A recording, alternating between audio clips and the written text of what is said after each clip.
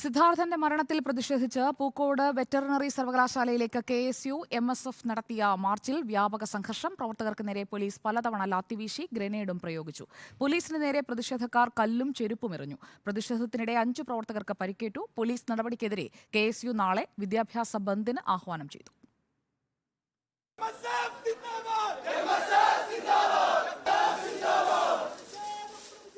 Pookode veterinary സർവകലാശാല വൻ പ്രതിഷേധങ്ങൾക്കാണ് ഇന്ന് സാക്ഷ്യം വഹിച്ചത്.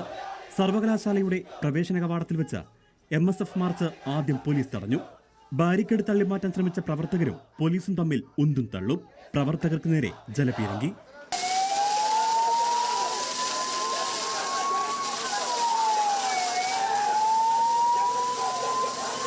തൊട്ടുപിന്നാലെ KSU പ്രതിഷേധവുമായെത്തി. ബാരിക്കേഡ് ചാടിക്കടക്കാൻ ശ്രമിച്ചതോടെ പോലീസ് വീണ്ടും ജലപീരങ്കി പ്രയോഗിച്ചു.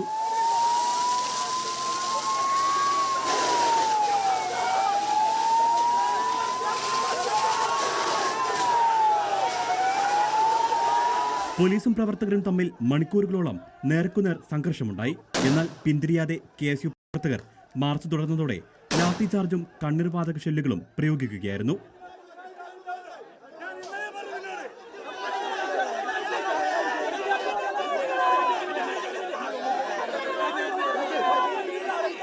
പോലീസ് ലാത്തിവീശിയതിനെ തുടർന്ന് KSU യൂത്ത് കോൺഗ്രസ് പ്രവർത്തകരായ 6 പേർക്ക് പരിക്കേറ്റു. ഇവരെ ആശുപത്രിയിലേക്ക് മാറ്റി. സിദ്ധാർത്ഥിന്റെ കുടുംബത്തിന് മരണാനന്തരമായി ആ കുട്ടിക്ക് നീതി ലഭ്യമാക്കാൻ എന്ത് പോരാട്ടത്തിന് നേതൃത്വം കൊടുക്കും. 1000 ഗ്രനേഡ് നിങ്ങൾ അറിഞ്ഞോ? ആ ഗ്രനേഡിനെ ഞങ്ങൾ ഏറ്റെടുക്കും. ഒരു തർക്കമില്ല. സത്യം പുലരുന്നതുവരെ, ക്രിമിനലുകളെ നിയമവാഴ്ചയ്ക്ക് മുമ്പിൽ കൊണ്ടുവരുന്നതുവരെ ഈ പോരാട്ടം തുടരും. പിന്നാലെ KSU MSF പ്രവർത്തകർ സംയുക്തമായി കോഴിക്കോട് വയനാട് റോഡ് ഉപരോധിച്ചു. റിപ്പോർട്ടർ, വയനാട്.